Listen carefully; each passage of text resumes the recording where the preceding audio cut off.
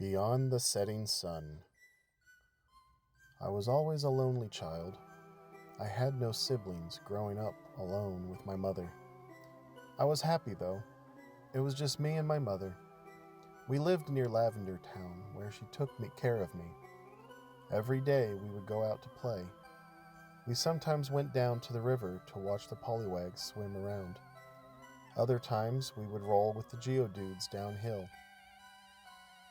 But my favorite activity would come at the end of each day. We would climb to a ledge on Rock Tunnel and watch the sunset. Watching the sunset with my mother was my favorite activity. No matter what we did each day, this was what I looked forward to. Just me and my mother watching the sun sink below the horizon. It was a peaceful time for us, but it was not to last. One day, while we were walking toward the river, a group of men in black suits stormed through the area. They attacked everyone, capturing them or beating them to death. They came after me, but my mother stepped in. She pushed me into some bushes and fought the men. I watched as she fought bravely. They eventually left, and the field grew quiet. I cautiously crawled from the bush, looking out for the men in black. When I saw they were no longer there, I came out. I found my mother lying in the grass, not moving. I walked up to her and shook her. She did not stir. I called out to her, begging her to wake up, but she would not awaken.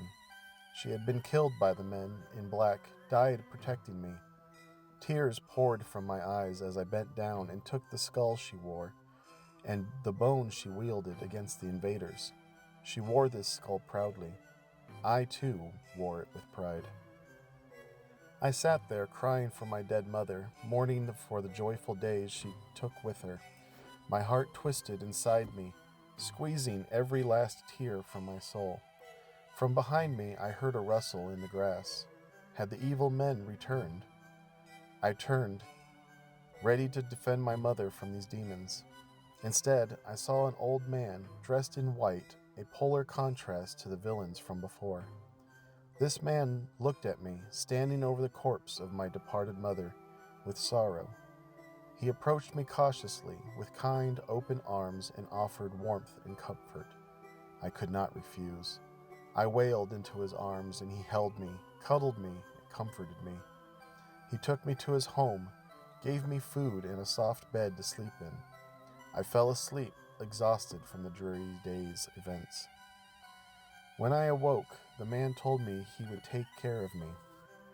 He also told me he would put my mother to rest in the Pokémon Tower, and I was welcome to join him. I knew I needed to be there, but I could not find the strength to do much of anything but sulk. I sat in the corner, sulking alone. The man left anyway, leaving me alone in that cozy house. I knew I needed to see my mother put to rest, so I quietly shuffled outside, watching the man go into the tower. I followed him, being careful to stay out of sight. The tower was scary, heavy with the thick atmosphere of sorrow and despair. The musty air made it difficult to breathe, but I trekked onward. People were inside, mourning the loss of their loved ones. I avoided them, making my way toward the stairs. I carefully made my way up, climbing the tower tirelessly, wanting to see my mother one last time before she was laid to rest. As I approached the final floor, I saw a young boy, clad in red, confront a ghost. He stood before the spirit and without fear fought the spirit off. I peeked over a tombstone and saw that the spirit was my mother. She had come back from the dead. But why? After the fight, she floated through the air, past the red boy, toward me. My eyes widened as she hovered before me. She looked at me and nodded, then faded into the thin air. Tears poured down my cheeks. I reached out for her. "Please do not leave me, Mother." I fell to the floor and cried, curled up against that cold, hard stone. It was not until I felt the warm hands from that old man wrap around me that I stopped crying. He picked me up and held me close. I looked up at him. He smiled and carried me to the top of the tower. There we sat, watching the sunset. From this high up, I could see the ocean off in the distance. I had never seen the ocean before. I stared in wonder. The old man told me that just there, beyond the setting sun, is where my mother is now, waiting for me. I stared, watching the sun sink into the ocean, and for a moment, just as the sun disappeared into the sea, I swore I saw my mother reflected in the waves. I looked up at the old man, and he looked back at me with compassion. He adopted me that day, the old man. He let me live with him for as long as I wished. He cared for me, fed me, played with me. He would wake me every morning with breakfast on the table, and every evening we would go to watch the sunset atop the tower. I looked up to him as a father, and I loved him. With him, I was no longer alone. I was happy. Then, one fateful morning, I woke up on my own. There was no breakfast on the table. The house was quiet. Where was Father?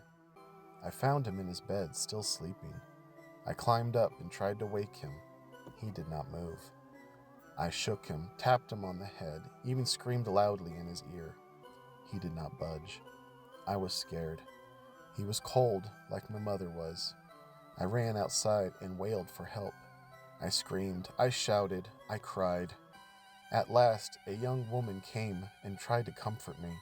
I ran inside and pointed to Father. She screamed and ran outside.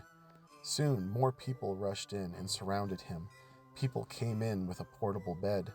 They all talked among themselves, and my heart grew still. I sat there, watching with wide, teary eyes. What happened to Father? Some time went by, and the people started to leave. Many of them wept as Father was put into a large black bag. They carried him out on the portable bed, and the people began to leave. Soon the house grew quiet, and once again I was all alone. They left with Father, and I was forgotten. I sat there, weeping in my bed, hoping beyond hope that Father would come back. I waited for many days, but nobody came. Then one day, someone came into the house. Was Father back? Alas, it was not Father. It was a woman, and she was not alone. She was accompanied by two men, and they began to collect all the furniture in the house. Who were these people, and why were they taking Father's stuff? There was no way I could stop them, so I ran away. I ran to the only place I could think of. I climbed to the top of the tower, tears trailing behind me the entire way. People looked at me, but I ignored them.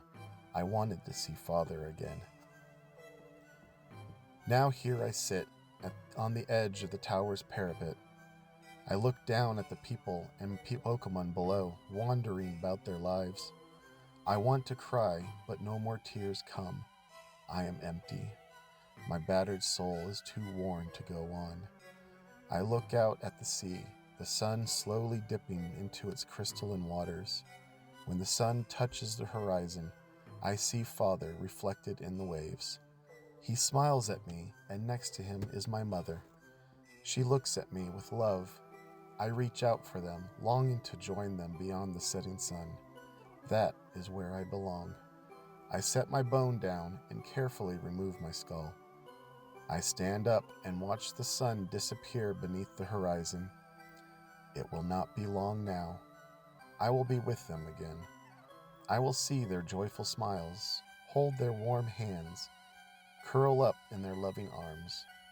As I step off the ledge, I think to myself, Mother, Father, I will be home soon.